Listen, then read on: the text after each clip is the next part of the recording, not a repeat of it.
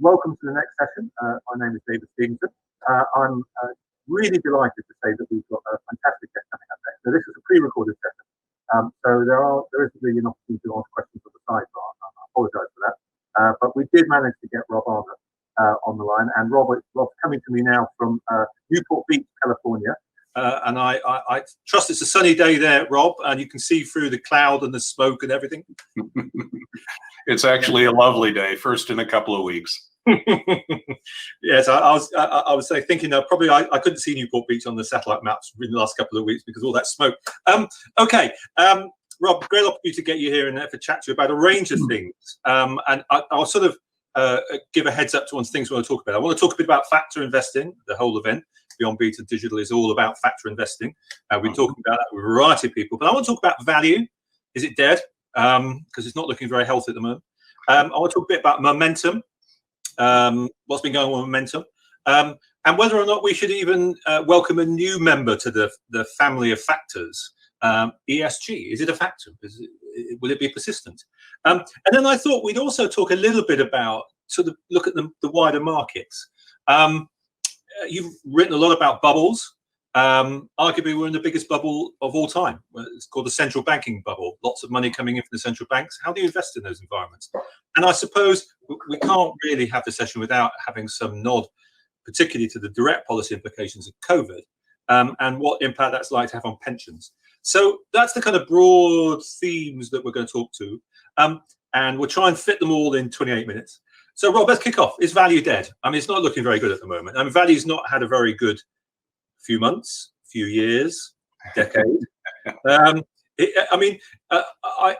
Everybody always says we'll have mean reversion. Value will kick in at some point. Really?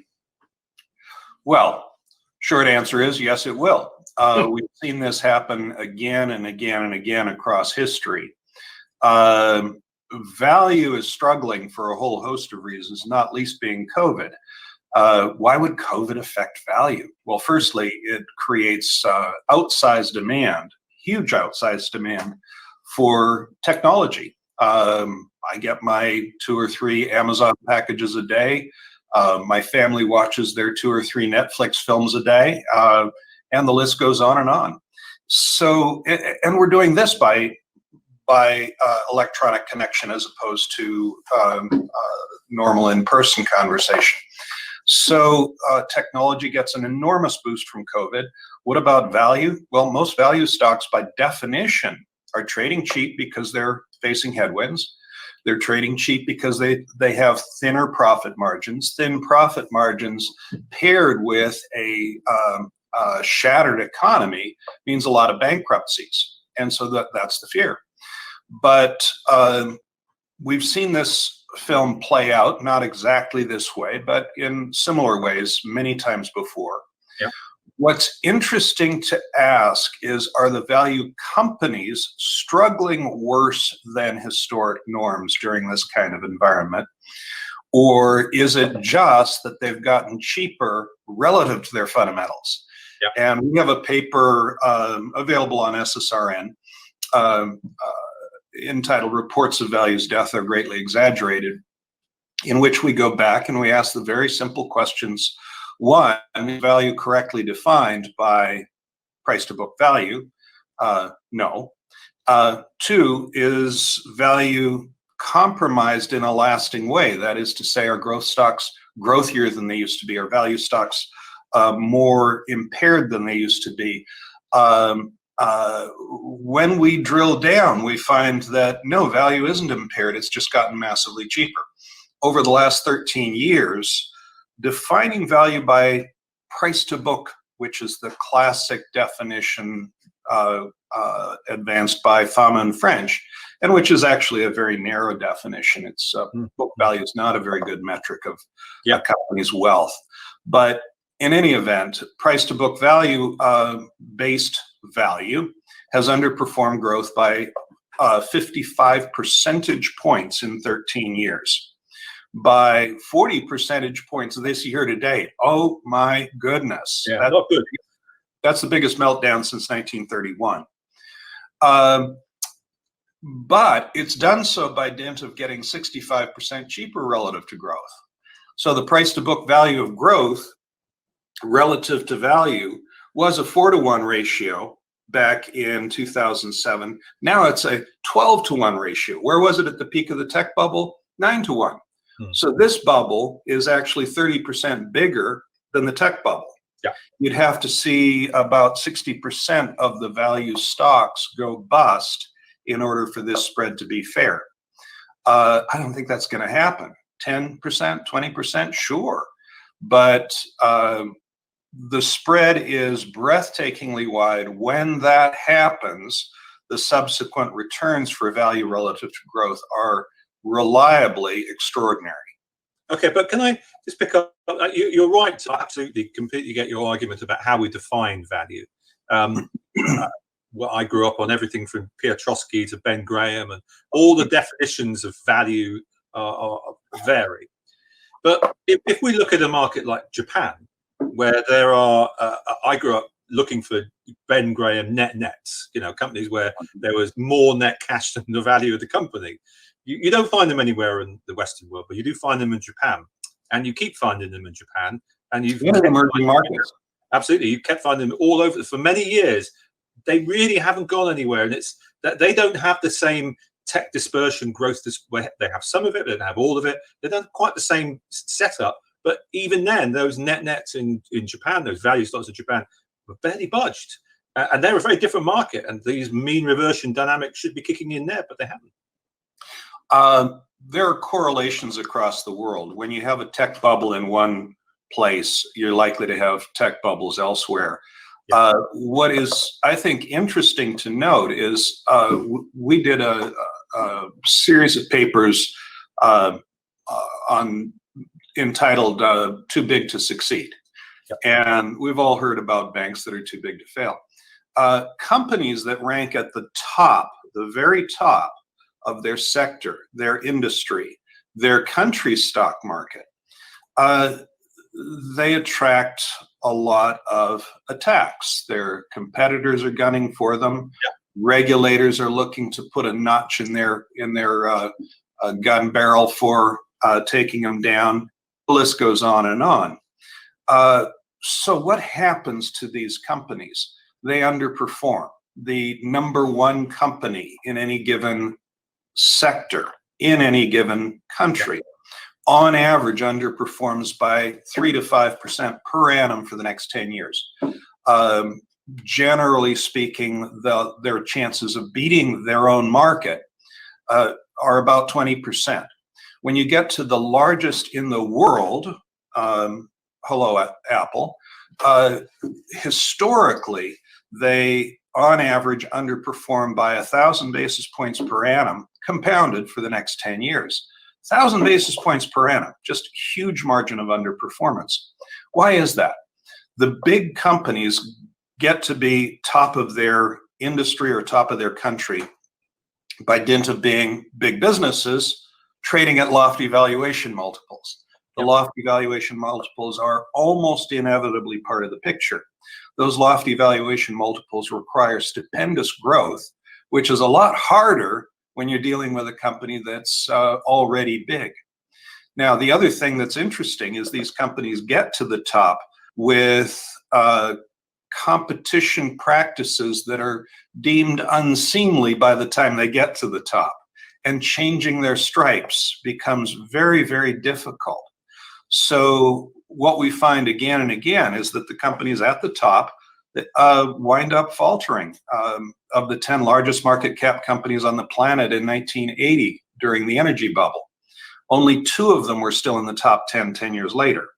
Of the top 10 in 1990, the Japan bubble, only 2 of them were still in the top 10 in the year 2000. Of the top 10 in the year 2000, only 3 of them were still in the top 10 in 2010. And of the top 10 in 2010, only 2 were in the top 10 this year. So you can look at those top 10 names and you can reasonably say, history tells me that 7 or 8 of these are going to be gone from this list by the end of the coming decade. Now with cap weighting, what are my 10 largest holdings? Those are the 10. So when you're looking at the markets, except during a growth-dominated bubble or growth-dominated momentum-chasing bubble, those top names will tend to falter. Now, we're in a growth-dominated momentum-chasing bubble, but bubbles burst. The only challenge is you don't know when. You just mentioned the key word there, another factor, momentum. I haven't looked at the numbers, but I presume in amongst the dash for growth, the dash for mega large cap tech stocks, we all know the FANGs and variations upon the FANG acronym. I presume this has just been a giant momentum bubble in the last 6 months. I think that's accurate. The momentum stocks, well, one thing that's happened is with the COVID lockdown and money being poured into people's bank accounts directly from the federal government, is you have a lot of people who love to go to sporting events and make their bets, who are sitting at home and saying, oh, what can I bet on? Stocks. So you see Robin Hood's book of business quadrupling and things like that. Yeah. Retail investors are a major factor in the market for the first time in decades. What do retail investors want? They want more of whatever gave them joy and profit last week. And whatever gave them joy and profit last week doesn't matter how expensive it is. Our definition of bubble, I think, is actually kind of interesting. We define a bubble as something in which, if you use a conventional valuation model like discounted cash flow, you would have to make implausible assumptions to justify today's price. And part two, the marginal buyer doesn't care. The marginal buyer has zero interest in valuation models. So you can use that definition in real time. Is Apple a bubble? Yeah. No, it's not. Apple is, you'd have to use aggressive assumptions, but not implausible. And there are marginal buyers who use valuation models and say this stock is actually not badly priced. Microsoft, same story. Yeah. Netflix, not so much. Yeah, absolutely. Tesla, most assuredly not so much. Tesla was at its peak worth more than twice the value of Toyota. Toyota makes 30 times as many cars as Tesla, has not had a money-losing year since the 1970s, and has been a leader in hybrid technology, which means a leader in electric energy in cars. Do they have the resources to catch up on the tech front? Of course they do. And then you look at Tesla. Well, let me back up to Toyota again. Toyota, when Tesla hit its peak, was priced at $20,000 per car that they've made over the last 10 years. That sounds to me to be a pretty rich pricing. Well, where was Tesla? $500,000 per car that they have ever produced. And they haven't made money on cars. They've made money on selling carbon credits. So the whole notion of a bubble is perhaps best exemplified by that. Another element of bubbles that I think is just fascinating is that they persist until they don't. Yeah. So you do not want to short sell a bubble. It can go up 5-fold. It can go up 10-fold. The Zimbabwe stock market went up 500-fold in Zim dollar terms, 50-fold in US dollar terms in the last 6 weeks before hyperinflation finally caught up with the stock market and drove it to zero. So you could have been right about the Zim stock market. Just timed it. And you could have, if you were 3 months early and made just a 2% short bet, you would have been wiped out. That 2% would have gone to minus 100%. Okay, so be very careful about bubbles. They persist until they don't. Their next move is more likely up than down, but when they break, and when momentum breaks, they break with a vengeance. Yeah. Talking of bubbles, I suppose one could say it's not quite the same, but we are in a bubble of excitement around ESG. Everybody loves talking about ESG, almost as much as they're talking about Tesla. And in fact, there we are. Tesla is some ESG's darling, basically, because it's the leading edge of the kind of the new net carbon zero economy. Never mind that making a Tesla car involves using a lot of carbon in the manufacture process. You have to get to about 70,000 miles before you've canceled that. Is ESG a factor? And if it is a factor, can it be persistently successful? Because you talk to many people and they say ESG for the last 7 years has consistently beaten the markets. Although once you decompose your terms, you discover that actually it's got a strong implicit and in fact explicit growth bias, growth stock bias, it's got a strong tech bias. So that doesn't necessarily stand out. What's your take on ESG? Firstly, what is ESG? You get 5 index providers together and you're going to get 10 definitions. Yeah. So unless you can, I think about 20 or 30 actually. But yeah, unless you can define it cleanly, how can it be a factor? Value, there's multiple definitions, but they all correlate. Yeah. So when value has failed miserably the last 4 years, it doesn't matter which metric you use. All of them have had a miserable 4 years. Yes. ESG has multiple definitions, and some of them have performed brilliantly. Now, the thing is, just like value performed horribly by dint of getting cheaper and cheaper and cheaper, ESG can outperform by getting more and more and more expensive. Now, if that's the source of your incremental performance, then the backward-looking rise in valuations, of course, assures outperformance. And if there's mean reversion, would mean underperformance. Yeah. 10 years ago, when it was called SRI, socially responsible investing, the pitch was, if you want to align your investments with your principles, here's a way to do it. And you're narrowing your opportunity set. So it might underperform a little bit, but here's the theory that shows that you won't underperform by much.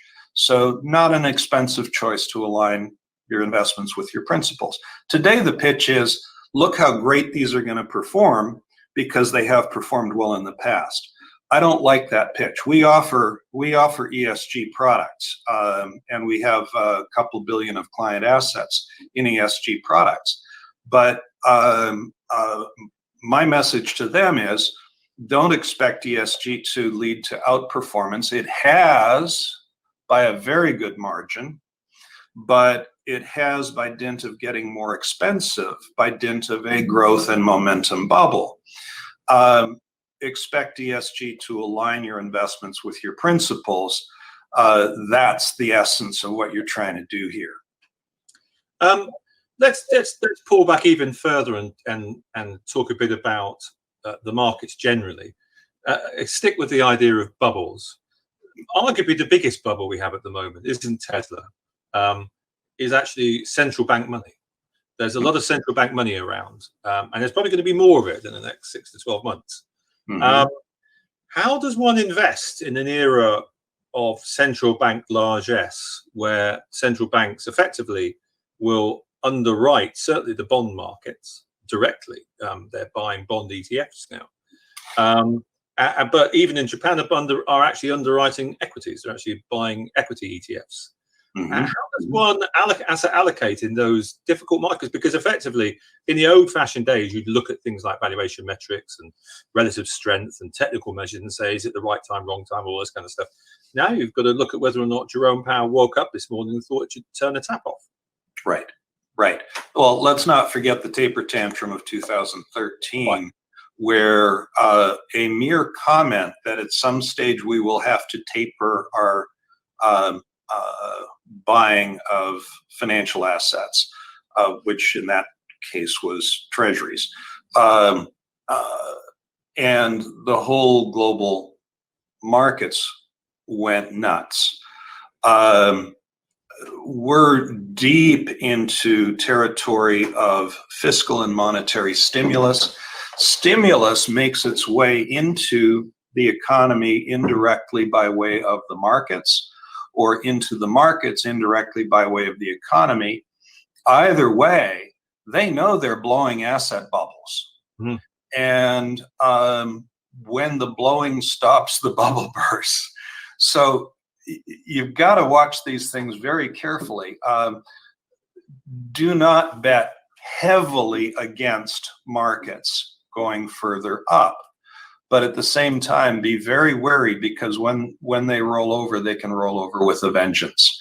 So I would say this is a time for moderate risk off investing. Don't be greedy. Don't try to pick up nickels in front of a steamroller. One of the things we watch closely is COVID, and Western Europe seems to be awfully close to herd immunity. The death toll, the daily death toll in Western Europe has been pretty reliably under 250 people for the last 2 to 3 weeks, and in some days dips down to 50 people. Now that's 50 personal and family tragedies for sure. COVID is an awful disease, but that's a far cry from when there were 4,000 deaths a day. So it looks to me like Western Europe is very close to herd immunity. The US is running about 700 deaths a day, down from 2,100 in April, down from 1,100 in the secondary peak in July. And the fall off in death toll may accelerate, so that by year end, we could actually see herd immunity across the developed world. Well, that'd be wonderful, but it would also take away the excuse for central bank and fiscal spend largesse. If the stimulus disappears, then markets start to search for their fair value. Ben Graham liked to describe the market as, in the short run, a voting machine, and in the long run, a weighing machine. This market looks awfully heavy. But Mr. Powell, for the Fed, has basically said he's going to keep writing his checks until 2023. So, because obviously one of the things that's going through their mind is we've just seen the kind of first and second order effects of the crisis. Yeah. COVID itself, it's come along, it's had an immediate impact, but now there could be knock-on effects as the kind of, to use the Keynesian term, multipliers, but in this sense, negative multipliers, sort of ricochet through the economy. There is talk, which you've heard as well as I've heard, about bank bad debts beginning to pile up towards the end of the year, and people getting nervous. And there's those third order and fourth order effects once you've got beyond COVID and the immediate economic impact on the kind of sensitive sectors that could cause a lot of concern in the markets, but it's probably underwriting the central banker's concern. So effectively, the Fed said 2023, we want to get unemployment down to as low as possible.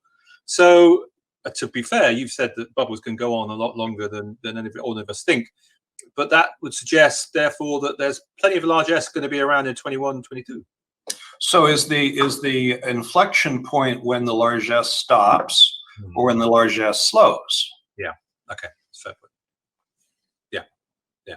So the taper tantrum was merely an observation, a very sensible observation made by Ben Bernanke, that at some stage we'll have to taper our buying. They hadn't even started to slow. They'd merely acknowledged that they would. Well, of course they would. Yeah. And the same thing here applies when people start to think that maybe the largesse will slow. Fiscal largesse. Is fiscal largesse going to continue at a multi-trillion annual pace if we're at herd immunity? I don't think so. Let's just also pick one last thought up, right, linked to COVID. It's having a big impact on pensions. I would probably guess that most big state pension schemes, government pension schemes, private sector pension schemes are probably not massively overweight in Tesla. They're probably not massively overweight in the FANGs. They've probably got a kind of sensible portfolio of bonds, some growth equities, other assets kicking around. And they had problems before COVID came along. Are those problems getting much, much worse? I mean, it is potentially a nightmare for pension fund managers and administrators and trustees as they try and navigate their way through these markets. What's your advice? You're right. These portfolios are sensibly diversified, broadly diversified. They are not well funded. So you can't fund pension benefits without funding them. Yeah. And there's been a desire to let the markets do the heavy lifting by assuming that the markets will go up forever. Yeah. I don't want to pick on public funds. These are run by people who want only the best and want to achieve results that will deliver for the taxpayer and the pensioner. But I wrote a piece entitled "The COVID-19 Crash and the Abandonment of the Pensioner" about 3 months ago. Now, in that paper, what I showed was that the return assumption is where pensions get it wrong. In a zero yield environment with US stocks trading at an earnings yield of 4%, you aren't going to get a 7% return on your portfolio. It's just not going to happen. UK is in a much better position. Your bond yields are lousy, but your stocks are not expensive. And so in the UK, it's a much healthier situation. In the US, the average public pension is 30% funded if you discount at the Treasury rate. Now, why discount at the Treasury rate? Of course, you can earn more than that. Discount at the Treasury rate because anything you earn above the Treasury rate is earned by dint of either a risk premium. Risk premium means risk. It means a chance that you get the opposite. Or alpha, which is a zero-sum game. The only way to earn alpha is to have somebody on the other side of your trades having a negative alpha. So I think you count alpha after it's been earned. I think you count risk premium after it's been earned. Average pension is at 30% funding in the US, somewhere down in the teens. Corporate pensions aren't a whole lot better. Now, the official funding rate on average is 70%. So basically, the community is saying, we have funded enough to lock in 30% of the future benefits in an immunized portfolio. We believe that our investments will make up half of the difference to full funding, and will more than double our ability to cover future benefits. Okay, that's a belief. It's not a fact. And we know we have to top up further for the other 30% with outsized future contributions that nobody wants to make today. One of the disastrous effects of zero and negative interest rate policies is what Keynes referred to as the euthanasia of the rentier, the person who depends on income, retirees, owners of property, hence rentiers. When the yields drop to zero, what's a retiree supposed to live on? And what the pension fund supposed to live on? So in the first quarter, stocks were down 20, international stocks down 30. The US 60-40 investor was down 10, but the net present value of their liabilities was up 15. Yeah. So their funded ratio fell 25% in a single quarter. Now, how much have we made up of that since then? None of it. The stocks are up handily, but bond yields are down further. Yeah. And so with bond yields down further, you've got stocks up enough that your 60-40 portfolio is up 15% from the lows, and your net present value of liabilities is up another 15%. Oh my goodness. This is not going to be pretty. It will be the abrogation of the pension promise, with the pension community looking to the government to say, hey, help us out, at a time when the government is already facing its own near identical challenges with Social Security and Medicare. We're going to have to call it a day there, Rob. Thank you very much. It's been a fascinating discussion. Sorry we can't take any questions. As I said, it's a pre-record. I'd like to thank Rob. Rob, thank you very much for joining us. If you had to just give one message to the viewers, what would you give them in terms of anything to look at, or any interesting papers, anything you'd pick out? Couple of things. Firstly, we have an interactive website on Smart Beta. Just Google Smart Beta Interactive and it'll take you straight there. It shows relative valuations for various factors. Value is extraordinarily cheap, momentum is extraordinarily expensive. Secondly, it's not all doom and gloom. US stocks are extravagantly expensive. Developed market sovereign debt has astoundingly horrible negative real yields, but there are lots of opportunities. Developed economy stocks other than the US are not terribly expensive, and emerging market stocks are downright cheap. Emerging markets value represents probably off the Richter scale, I imagine.